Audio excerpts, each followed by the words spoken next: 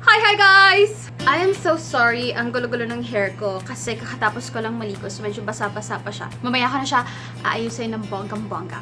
Anyway, today's video, meron tayong bagong products na itatry. Ito ang bidang product natin for today. This is the FS Contour and Highlight Palette. So this is what the box looks like. Sa likod is like a thorough anong tawag dito, tutorial on how to use this palette. Well, kung beginner ka, this is gonna be super helpful for you. Kung beginner ka sa makeup, sa contouring, sa highlighting. Pero kung alam mo yan, lagi ka naman nag-contour and highlight and kapisado mo na yung face mo, I don't think you have to follow itong instructions dito. Just do you. Buksan na natin. So, it looks like this. Super duper sleek na black packaging. So, the palette looks like this. Sa likod, nakasulat, made in Taiwan. And then, pati yung mga ingredients. Ayan. Diba? So, dito sa taas ay highlighting daw. Ito yung highlighting. And then, sa baba is for contouring. And I'm so excited for this shade, you guys, because it's cool toned. And, alam mo yon, para sa akin, para sa skin tone ko, cool toned powders, I like the best contour powder. As in, mukha lang talaga siyang shadow sa face mo. So, I'm so excited. So, etong, and then you also get like a big mirror over here, which is amazing. Super plus points. Kasi, alam mo yun, one palette and then you have a big mirror. You don't need a separate mirror to check on yourself. Meron ding extra silang pinadala. Meron silang beauty sponge. Oh my god. An ultra soft water drop sponge applicator used for foundation, primers, creams, and powders, leaving a smooth and flawless finish. So, binabasa din to. Ang cute to. Meron siyang egg-shaped na lalagyan. And nakaseal yung nakaseal yung sponge. Okay, so babasain ko muna to and then we're going to apply our foundation. Ginawa ko na pala yung yung brows ko to save time. Alright guys, so eto na yung sponge and honestly, ang lambot niya. As in, hindi siya katulad ng ibang mga beauty sponge ng ibang mga local brands na kapag ka nabasa na, parang undense. Eto, mas malambot siya. So, I just hope yung performance is parang katulad ng beauty blender para ano mo yun, hindi na tayo bibili ng napakamahal na beauty blender. So, for foundation, ang gagamitin ko is yung L'Oreal Infallible.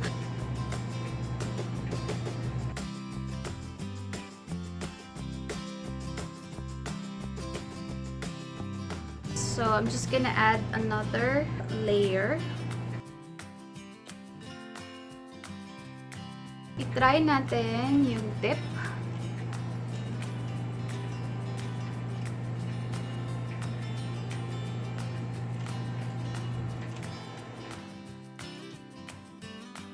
For liquid foundation, hindi niya naman masyadong ina-absorb yung product, which is good. Tapos yung feel niya sa face, it's bouncy. It is soft. Way better than the other beauty sponge na try ko sa ibang brand. But, is it comparable to a beauty blender? Well, hindi pa rin siya parang, alam mo yun, super duper dupe ng beauty blender. Pero if you're looking for a much more affordable na beauty sponge, I think okay din i-try ito. Wait, magkano ba to? Iba yung prices ng mga individual na ganito. Para mga nasa $225, $245. Not sure. Lalagay ko na lang sa sa description box kapag nakita ko na yung tunay niyang pricicles. So, sabi niya, okay din siya sa foundation, primers, creams, and powders. Okay. Maglalagay tayo ng powder. Isiset natin yung ating Fez Lacou. Gagamitin din natin to. I'm using yung aking FS powder foundation in the shade Pecan. So, isiset ko muna yung under eyes ko.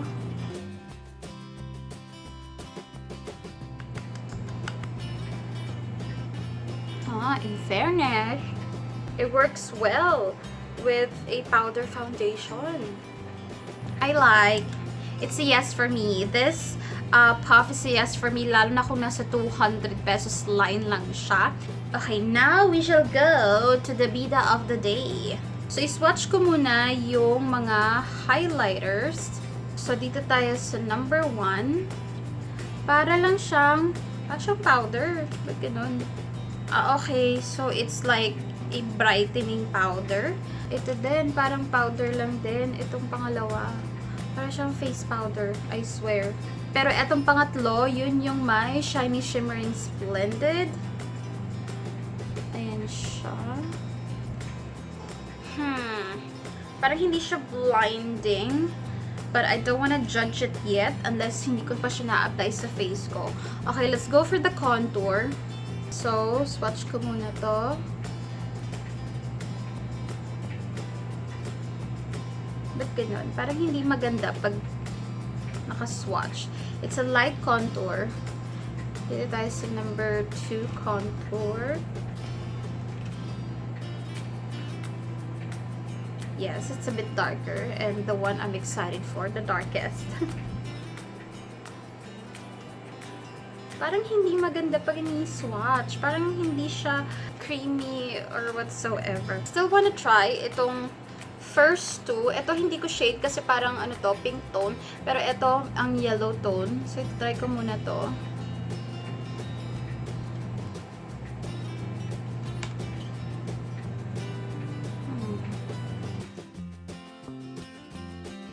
Giving me a brightening effect.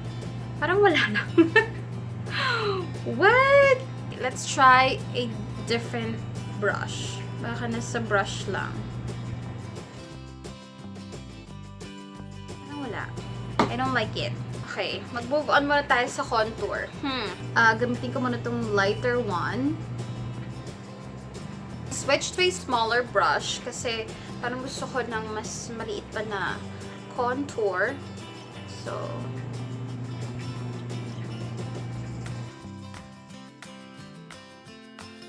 charot. I'm gonna switch back to the bigger one.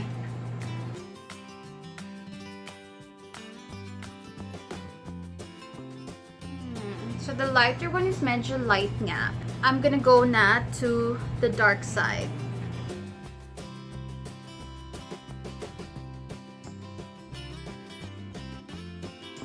Parang siya ganun ka-dark. Sa nose contour, I'm still going to get this dark one.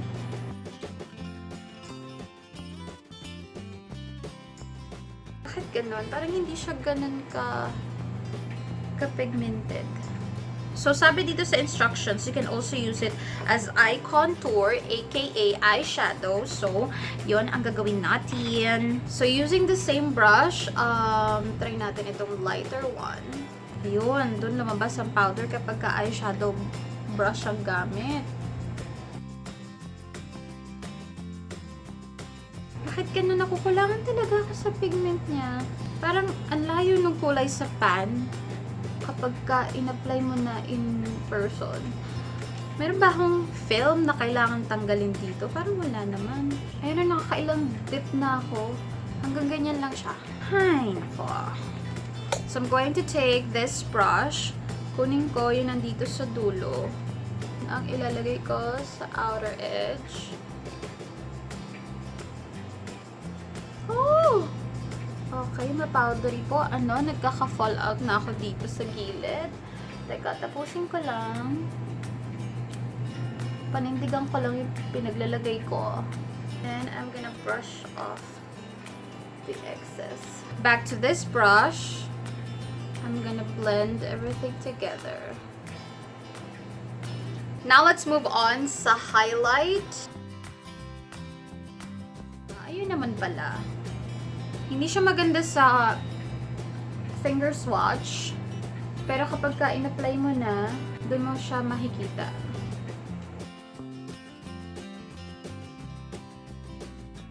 So, I'm just going to spray my face. Kasi masyado ng, alam mo, madaming powder.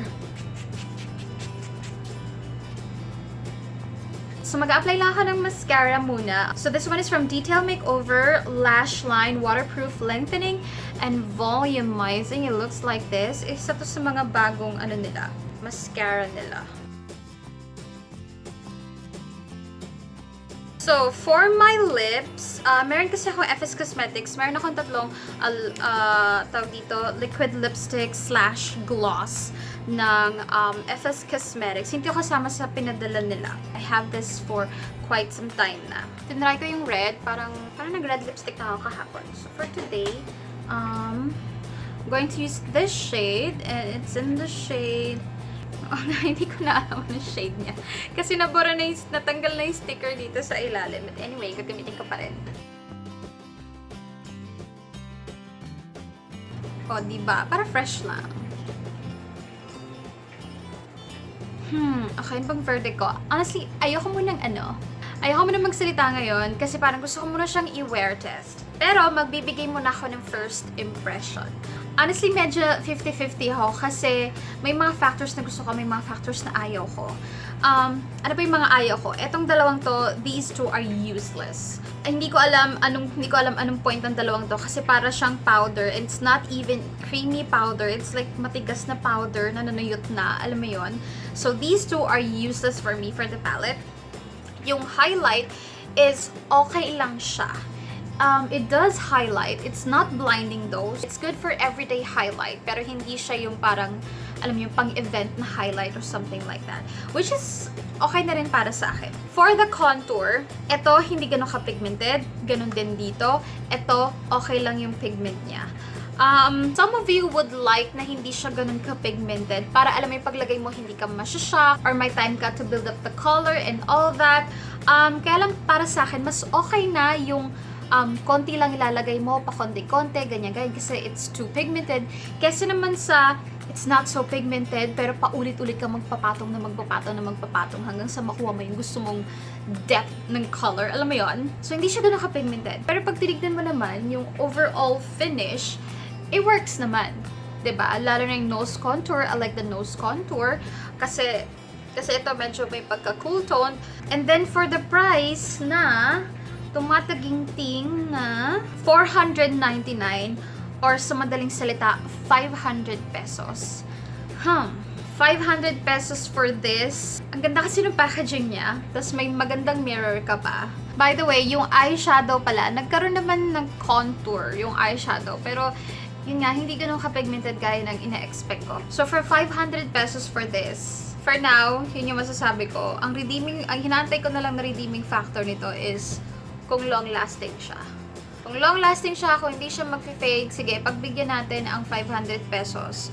Kasi kahit papano, nag-work naman yung contour, ang ganda ng packaging, ang ganda ng mirror. Yun yung saving grace niya actually. I am so sorry, FS Cosmetics, but you know, I have to be honest sa mga subscribers ko. But I love you, FS Cosmetics. Ang dami niyo magagandang honestly, ang dami niyo magagandang products. Your powders are awesome. This is comparable sa mga mamahaling powders. Yung mga lip products nyo, I love it. Yung eyebrow products nyo are really, really good. Ang pinagtataka ko, yung single eyeshadows nyo, ilang beses ko nang na-feature yon sa channel ko. And they're so pigmented. They're so good. Bakit hindi nyo na-apply yon dito sa contour palette nito? Oh my God.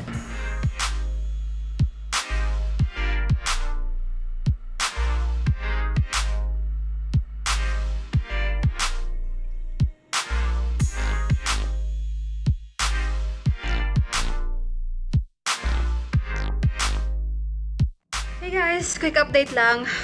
Kakarating ko lang sa office.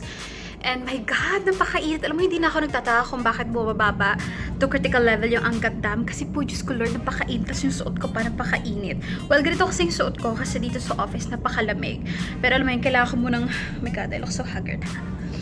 Kailangan ko munang pagdaanan yung init bago ako makarating sa lamig. Anyway, so ito po ang lagay ng ating fez. Okay pa naman.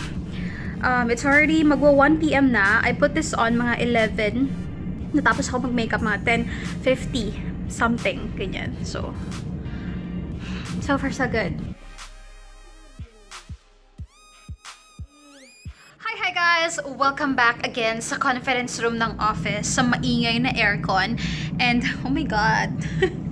Bakit ba every time tumitingin ako sa mukha akong haggard? Time check, it's already 8:30. So, I have this contour on for about About mga 9 something hours na. And I think this is my last check na rin. Kaya ang oily-oily na ng mukha ko. So aside from staying in a cold temperature na office, dalawang beses pa akong lumabas. Una, naglipat ako ng parking. And then, pangalawa is bumili ako ng tawag dito, dinner. So, ang masasabi ko guys, so andito pa naman yung contour ko over here. Andyan pa yung eye contour ko. Meron pa rin namang natitira sa nose ko. Then sa aking jawline, meron pa naman kahit papaano. So, ang verdict ko guys is, this palette is long-lasting. Long-lasting naman siya. Tatagal naman siya pag ginamit mo sa events or pag ginamit mo sa arawan. Huwag ka lang syempre magpupunas. Pag pinawisan ka, huwag ka lang syempre magpupunas sa tissue kasi syempre maano yan. Mara-rub off yan. Kahit anong makeup naman, kapag ka, alam mo yun, nagpunas ka ng tissue or something like that, mara-rub off talaga ng bonggang-bongga. So honestly, 50-50 ang feelings ko dito sa palette na to. Kasi this is 499, 500 pesos.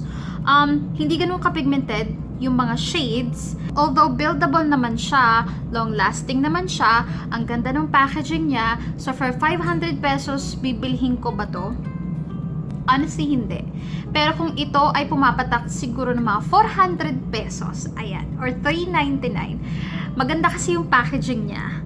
Maganda yung mirror niya, mukha siyang matibay, and again, long-lasting naman siya. So, why not? 'Di ba? Nakakalungkot lang na hindi lahat ng shades dito ay useful. Useful yung highlight, useful yung number 6 na contour, yung andito sa dulo. But, you know, yung dalawang highlight, yung dalawang contour is hindi masyado. Hindi ko alam kung pangit ba yung pagkaka-press nung powders na binigay sa akin. Tapos, yung iba yung sa iba is iba ang formula o maganda. I don't know. Pero, wala. Ito yung pinadala sa akin. Ito yung na-experience ko. So, kayo na lang mag-judge you guys. Kung may budget kayo, at alam mo yun, gusto nyo talaga yung itsura niya and all that, tingin nyo, alam mo yun, workable naman yung pigment, kahit hindi masyadong pigmented, edi go for it. Pero ang habol niya talaga is yung pigment and yung performance and everything. Well, hindi kayo mag-enjoy dito. So, ano pa masasabi ko? Yeah, that's it. Basically, that's it. I hope nag-enjoy kayo sa makeup try-on and wear test natin for today. Don't forget to follow me on all my social media accounts. Meron akong Twitter, Instagram, and Facebook. Thank you so much for watching, guys. And I'll see you in my next one.